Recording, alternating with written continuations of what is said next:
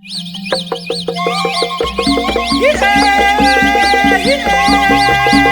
shadow, baby.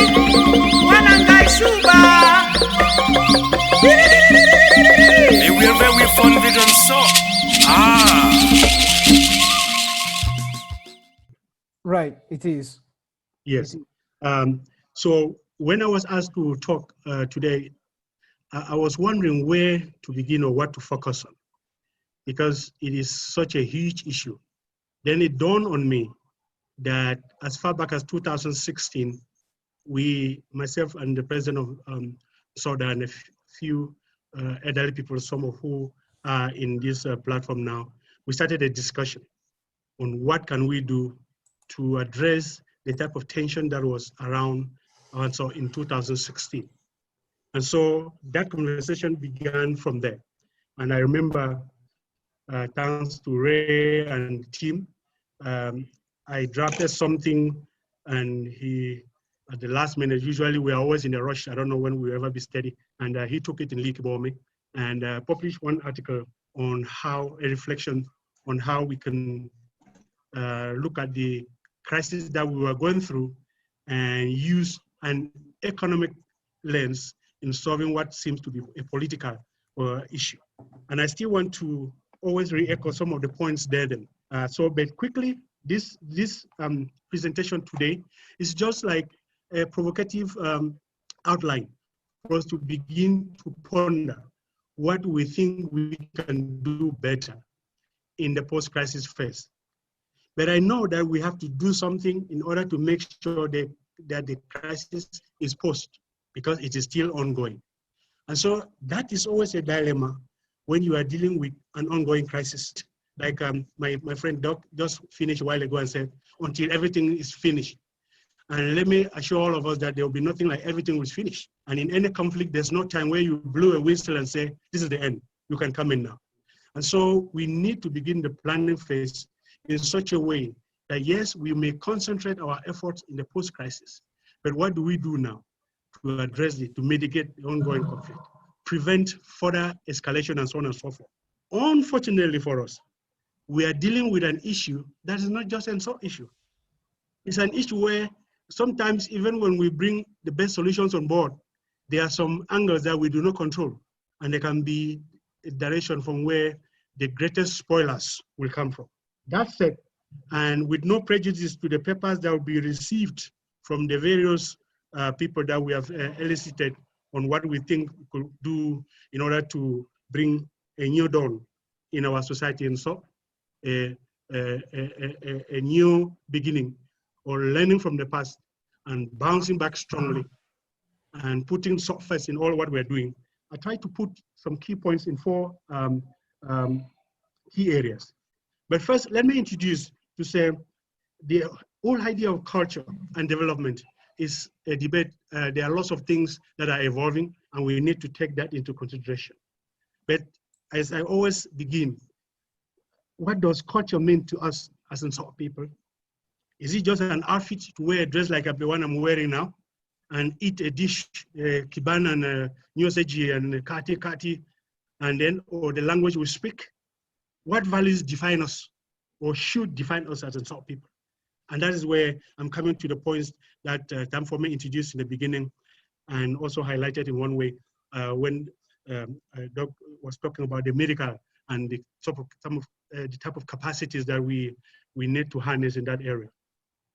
And we are also discussing this now in the context of a global drive, what we call, with the language from those of us who are in this area, whether it's the United Nations or other development partners, we are talking of the Sustainable Development Goals.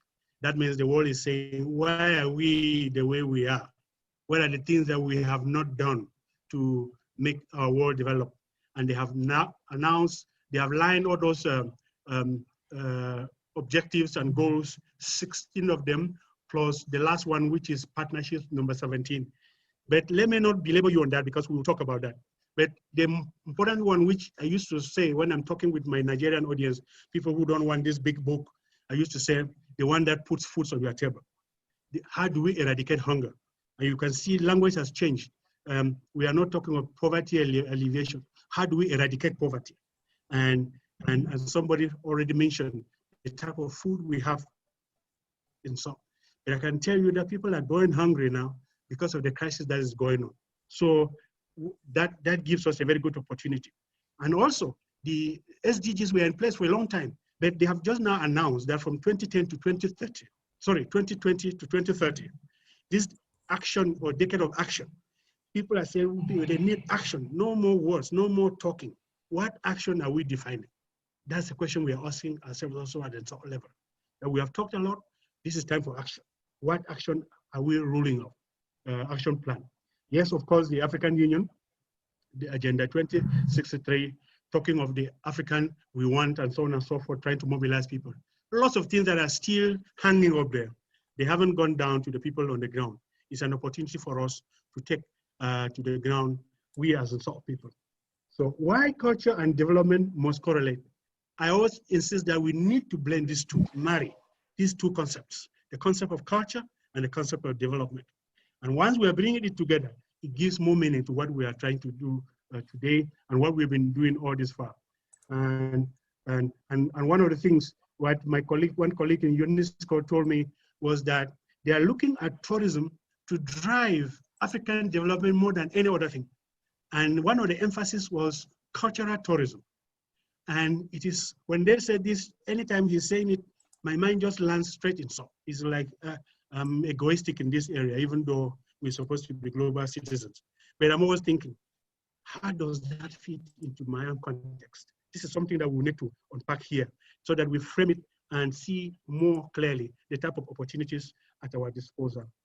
Yes, talking about opportunities and developmental potentials, we can't ignore what we have in Seoul.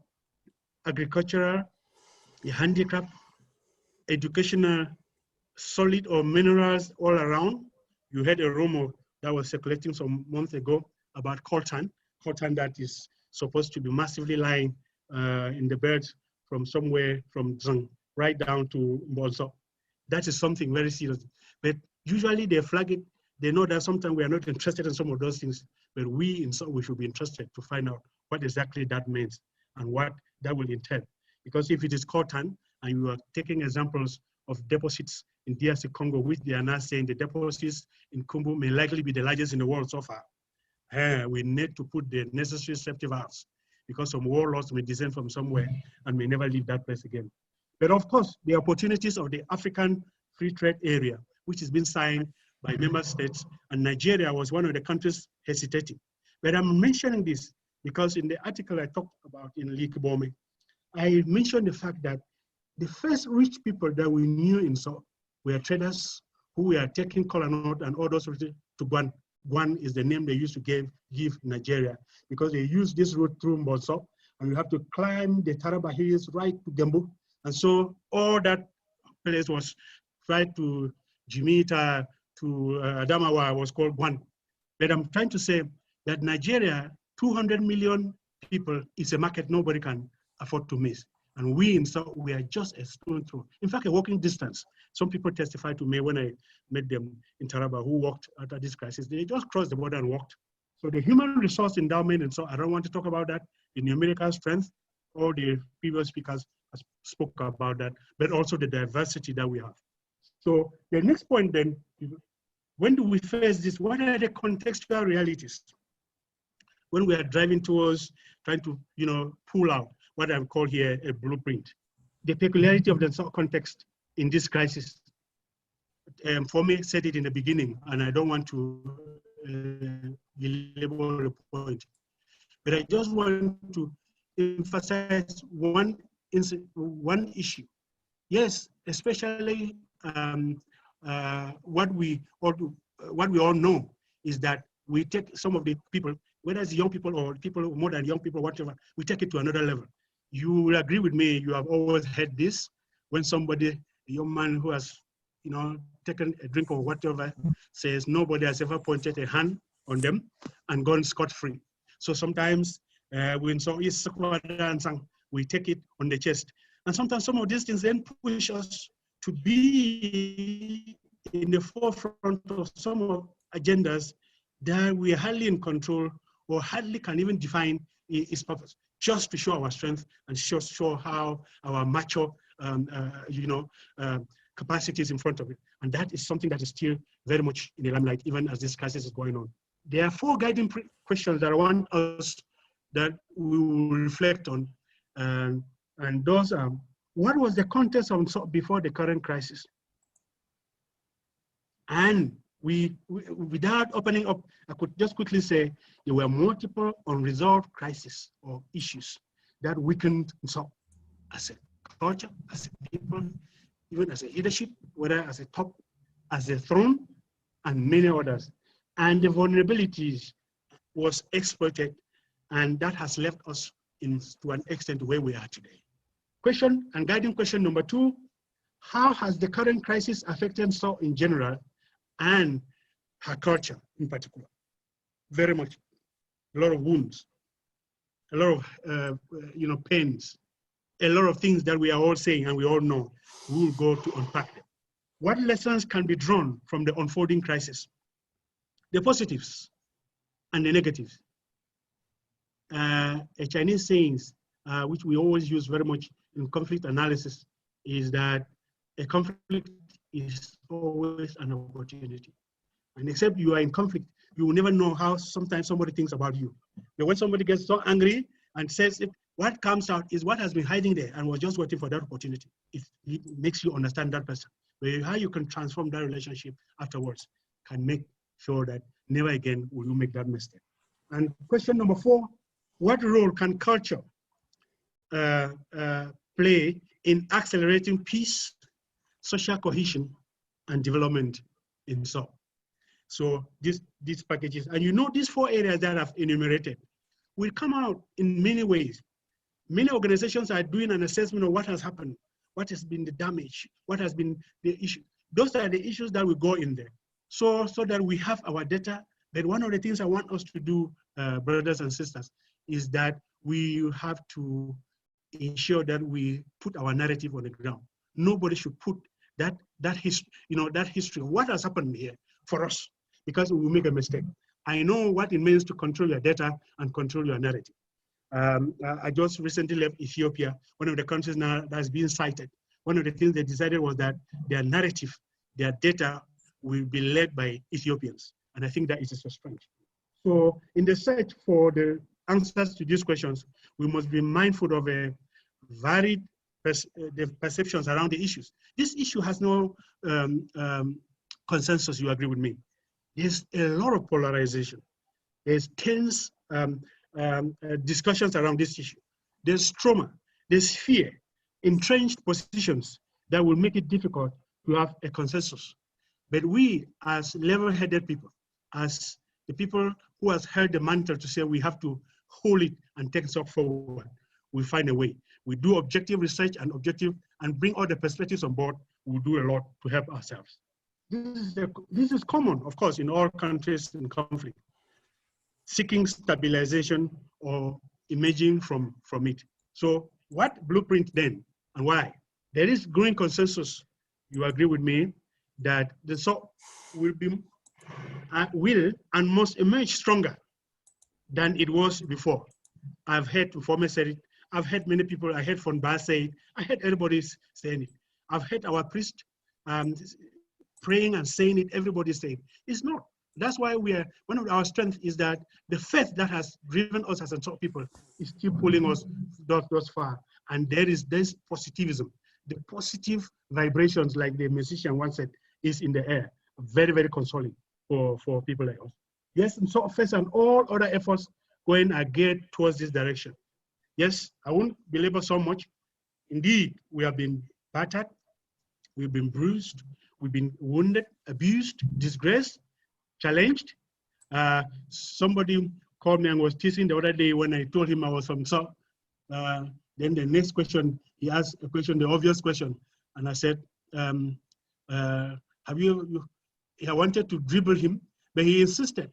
And I left with very good answers I did give, but he challenged me the more. So when it mentioned something, including the throne and whatever was going there, and I said, look, a lot is going on. And like it was packaged, and I like those who coined it. our leadership are temporary for a medical issue and we're back when things are okay. That is the type of language our fathers taught us, but that does not mean that we put things under the carpet and that not to resolve. But that's how life was in. So we resolve problem and bring to the fore answers and not entrenched divisive positions. Now, we have a clear idea of lots of things that have already happened with the vulnerabilities more visible than before. The fractures become more clearer and our weaknesses, some of which we even accept now. It is the moment for the cultural physicians and the surgeons to swing to action. And we are those cultural physicians and surgeons. We around this platform, and we, the some people, or those who may not have been fortunate to be on this platform now. And so the blueprint is intended to be like something to draw in the discussion that Soda had been putting on for quite a number of years now. The plan of action.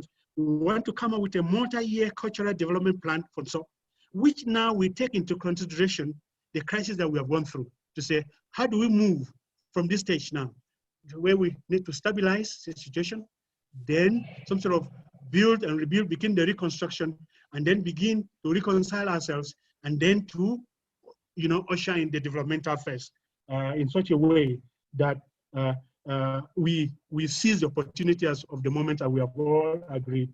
And the following issues must be taken into account when we are doing that. The strong spirit and values of culture are unique. And solutions must seek to strengthen this type of resilience that has kept so many of us and adaptability to the realities.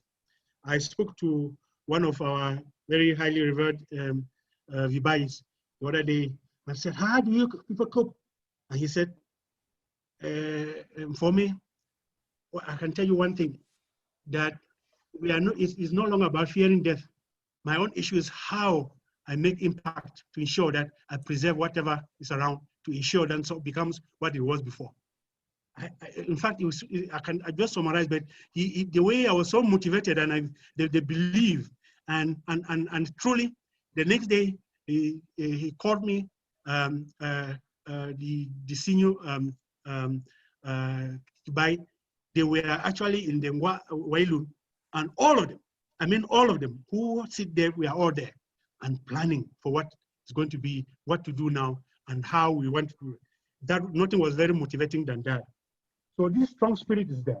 Number two, we should take into consideration the fact that there's a huge urban drift and the emergence of a new elite. Our definition of elite will definitely change. But of course, something is very static there and constant. The idea of development associations that we had all talked about. If you go to the urban centers in whether from Bamenda, even most affected with the crisis, the Yaoundé, Bafoussam, Douala, you see and realize that those who conceptualize this development association, you see where it's happening. You see how it has become the center for the nurturing of ideas and putting. We need to pick all those discussions and building into what we are trying to say, what can we do better for our culture and preserving it and promoting it as much as we can. Of course, there is also the surge in power of the diaspora and how to harness it. Never at any time had we spoken about the diaspora as it has been the case in Cameroon. And you look at it, those of us who do research, especially with issues related to conflict, whether you are Googling, you find it was usually the Somali diaspora. At one point, they talked of the Congolese diaspora, but never before had there been talk about the diaspora than it has been. How do we translate and recognize this? But I want to look at it from a positive point. We look at World Bank statistics, the remittances that the diaspora sends to the various countries in Africa, and Cameroon in particular, and of course in South, you will realize that it is enormous. All the money that we become headline news is just a child's play compared to what people have been sending. And this has been doubling and tripling, especially with the crisis. This is the power that we need to tap. And in funding some of those things that Doc has talked about when he made the health presentation, and many others that we will still present further. So there is power there, and there is much to be harnessed from this diaspora population. And of course, the diaspora and the new urban elite, like I'm saying, will become part and parcel of those who will define in our context. How do we deal with the guns, the weapons in the hands of the youth? How do we cleanse the land of the aberrations, the sacrilege, the desecration, and the blood-spewing atrocities, and hatred and vengeance that is lurking around us? These are issues that whatever we are planning, we have to also to look at the aspect that we have to, put contextually in dealing with these issues. But we also have to look at the huge issue, which is societal issue, which I can share with you when I did some work in Nigeria. When I did some work in Boko Haram. Sorry, I'm rounding up in the next two minutes. There was an issue where people were talking about, it was the issue of the widows and widowers. They was in their age, less than 20 years, all becoming widows overnight. We should be ready to open that up. And I'm happy this has been a fantastic job. We're taking stock and statistics of what has been happening. We need to begin to say, how do we approach these people? This is also a part of the population that is most hurt by this crisis. And there will be people who will be always remembering something and looking behind. So we need to factor that even how we do our culture. If there are cultural things that go with this issue, how do we address it? Using also cultural facets that we have, but also with our societal norms and values, thanks to the church and which like the moral compass of our society. And so framing the way forward, what values and principles and practices should be cultivated, promoted, revived, reformed, discarded, or transformed. We'll be using from this now that we have learned, we'll be able to say, look, I think this is no longer very necessary. Let's highlight this. Let's strengthen this. Let's try to, do something here and there. This is the task in front of all of us. How has modernity eroded or can facilitate culture and development in Seoul? Where you see a young man go record something on Washington and begin to insult device and begin to insult our leaders, begin to insult reverend fathers and pastors, that to them is a source of power, but power used in a negative way. How do we begin to use this transform and use STEM instruments to begin to value and revere our culture and so on and so forth? How can we use information technology with something to enhance and protect it from the negative influences? Then we need to adopt a grassroots approach. I've listened to so many things online, people have said, and people on the ground, their voices, how do we begin to use their voices? So that the pyramid, lots of them are on the ground. So that we have that pyramid like the one Doc was showing in the medical presentation. That pyramid is representing lots of things and is showing where we need to do a lot of work so that appropriation, ownership is given where it is due. And the strength and the weaknesses, the local voices, views and solutions, we need to deepen that particular dimension of ownership. We need an empowered cultural, empowered cultural custodians and financial sustainability or independence of our culture. We have seen, we know now that with what is happening, if somebody somewhere is going to be taking care either of our funds, of our shoe files, and all these things, you will go back to that statement that he who pays the piper dictates the tune. This is something that should rise in that our grandeur and say there will be a solution and not just a cosmetic solution. Let us look how we can use these points and put them out. Climbing the ladder, we must begin from below. And that's why I'm saying for us, for that cultural revival to begin, let's look at how our shares and our files, how they operate. Their state of affairs now. Will you be very proud to enter into your files and say, this is our year? How does it look? There's something that we used to grow when we were growing. They used to tell us that we don't even wash hands in the fire, but with Corona now, we know that we have to do away with that particular one. Why? What's wrong with us putting pipes, on water and water taps everywhere in the corner in the fire? and so on and so forth. This is something that we need to do. But the point I'm trying to make is, so long as our thighs and our shades, which is the ground, which is the basis, are not economically and viably empowered to sustain that culture, whatever we are doing in Apex will be very weak and may not have the desired result as we would have wanted.